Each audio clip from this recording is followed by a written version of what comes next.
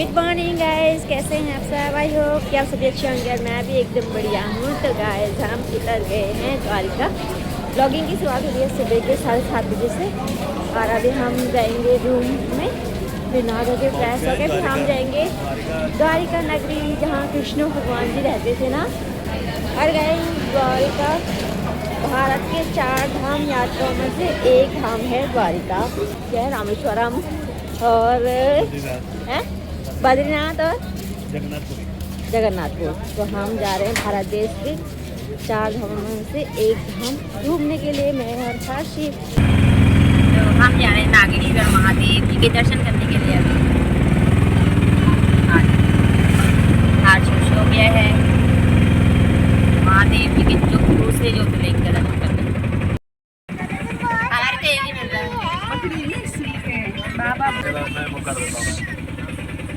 Gas Dwarkadhish जाने के लिए हमें लेट हो गया, इसलिए हम पहले नागेश्वर महादेव जा रहे हैं, फिर उसके बाद देखते हैं कहाँ कहाँ जाते हैं, क्योंकि द्वारिकाधीश में मंदिर बंद होने का भी टाइम होता है, इसलिए हम नहीं गए वहाँ।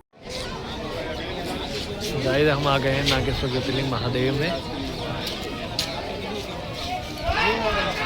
महादेव का ज्योतिर्लिंग है,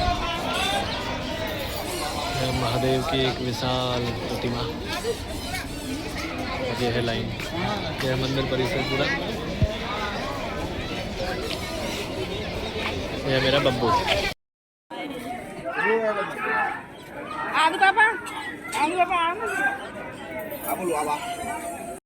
हर हर महादेव। ओम त्र्यंबकं यजामहे सुगंधिं पुष्टिवर्धनम् उर्वारुकमिव बन्धनान् मृत्युर्मुक्षीमामृतात्। हर हर महादेव। ओम त्र्यंबकं यजामहे सुगंधिं पुष्टिवर्धनम् उर्वारुकमिव बन्धनान् मृत्युर्मुक्षीमामृतात्। हर हर महादेव। 2025 में हमने 2 ज्योतिर्लिंग के दर्शन कर लिए हैं। 12 ज्योतिर्लिंगों में से दूसरा ज्योतिर्लिंग आज हम जा रहे हैं नागेश्वर महादेव जी के दर्शन करने के लिए।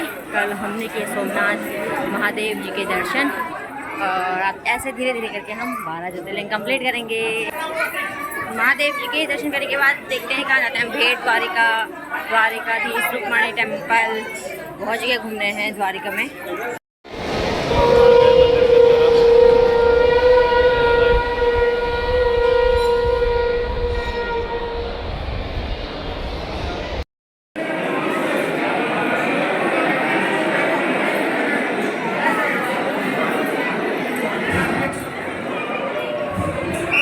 तो गाइस आप सभी भी महादेव जी के 12वें ज्योतिर्लिंग नागेश्वर महादेव जी के दर्शन कर लीजिए। यहाँ पर महादेव जी और माँ पार्वती का नाग नागिन के रूप में पूजा होता है।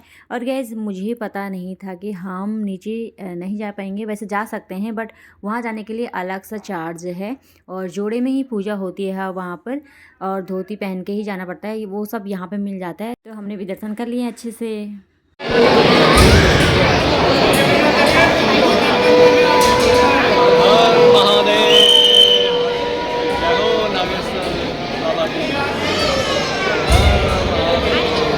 अंदर हो गए हमारे दर्शन और यहाँ पे जा रहे हैं शनि भगवान के मंदिर पे। और पीछे से देखिए यहाँ पर हर्षित को पंडित जी शनि भगवान जी के दर्शन करा रहे हैं बड़े प्यार से। गाइस जब हम आ गए गोपी तालाब पे, जहाँ की मान्यता है कि यहाँ पर 16,108 गोपियों ने अपना प्राण न्यौछावर करे थे। और यहाँ की भूमि को चंदन भूमि कहते हैं, यहाँ से चंदन लेके जाने का महत्व है। तो ये लीला जो रचाई थी वो श्री कृष्ण ने रचाई थी अर्जुन का घमंड तोड़ने के लिए। अर्जुन का बहुत घमंड हो गया था जब उसने महाभारत में कौरवों को हरा दिया था। तो जो लीला थी वो श्री कृष्ण ने रचाई थी। तो माना जाता है इस तालाब पर ही उन सभी गोपियों ने अपना प्राण न्यौछावर किया था। 16,108 गोपियों ने इस तालाब में अपना प्राण न्यौछावर किया था। तो गैस हम अच्छे से घूम लेते हैं। यहाँ पर बहुत सारे मंदिर है, गोपी तालाब के अंदर ही गोपेश्वर महादेव भी है और कृष्ण भगवान जी के बहुत सारे मंदिर हैं। और गैस यहाँ पर राम नाम का तैरता हुआ पत्थर भी बहुत मिलेंगे आपको। और यहाँ पर चंदन मिलता है, यहाँ का चंदन ले जाना चाहिए। तो यहाँ बहुत सारे चंदन है, हमने भी चंदन ले लिए हैं घर के लिए। और आप देखिए राम नाम का तैरता पत्थर। तो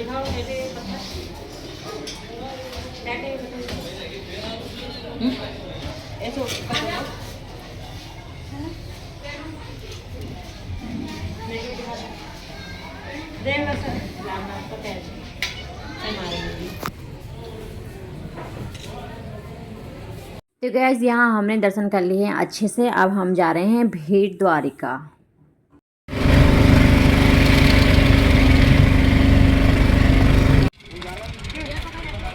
तो गाइस ये है सुदर्शन सेतु, जो मेनलैंड है ओखा का, उसको जोड़ता है भेट द्वारिका से। भेट द्वारिका इस तरफ और जो ओखा का मेनलैंड है वो इस तरफ।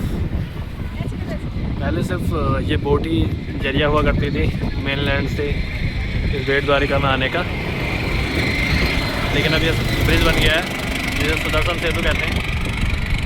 आप देखेंगे इसमें मोर पंखी भी श्री कृष्ण का बना रखा है, और ये इंडिया का सबसे बड़ा केबल से बनाया हुआ ब्रिज है। बहुत सुंदर ब्रिज है।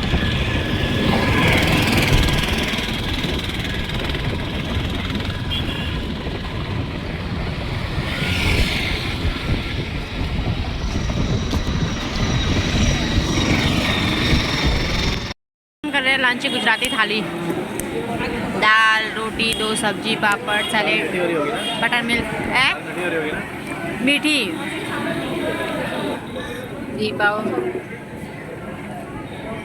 तो हमने दर्शन करने से पहले ही यहाँ पर लंच कर लिया, और लंच इसलिए कर लिया क्योंकि हम यहाँ पर 1 बजे पहुँचे और मंदिर खुलेगा 3:30 बजे, तो इसलिए हमने सुबह से भी कुछ नहीं खाया था क्योंकि हम पहले नागेश्वर महादेव जी के दर्शन किए और गोपी तालाब गए, तो हमने इसलिए लंच कर लिया है। और यहाँ मोबाइल अलाउ नहीं है, तो मोबाइल लॉकर में जमा कर लेंगे और आराम से करेंगे कृष्ण भगवान जी का दर्शन यहाँ पर।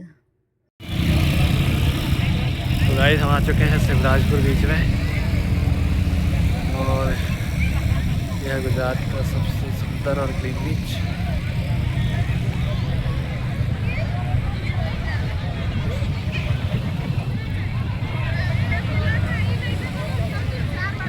अभी हल्की हल्की बारिश भी हो रही है, तो सब तो कहीं छुप गया है, तो सनसेट तो नहीं हो रहा, लेकिन फिर भी बहुत सुंदर लग रहा है यहाँ पर। और कई सारी वाटर स्पोर्ट्स एक्टिविटीज़ भी हो रही है।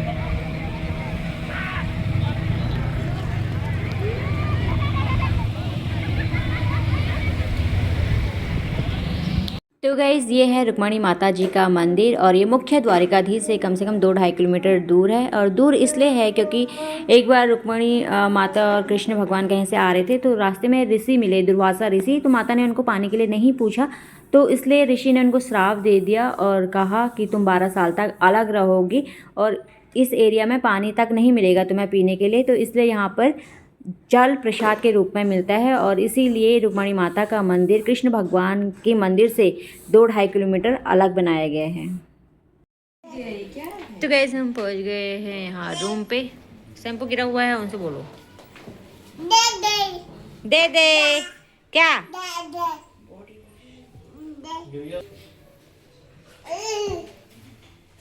तो यहाँ का रूम बहुत अच्छा है। ये वॉशरूम हर्षी उज्जवल पकड़ कर लम डालो सुनो। यहाँ पे हमारे साथ सामान। अभी हम बहुत घूम के आ गए आज द्वारिका, बस लेकिन मेन मंदिर रह गया है, तो अभी नहा धो के फिर से जाते हैं, देखते हैं क्या होता है।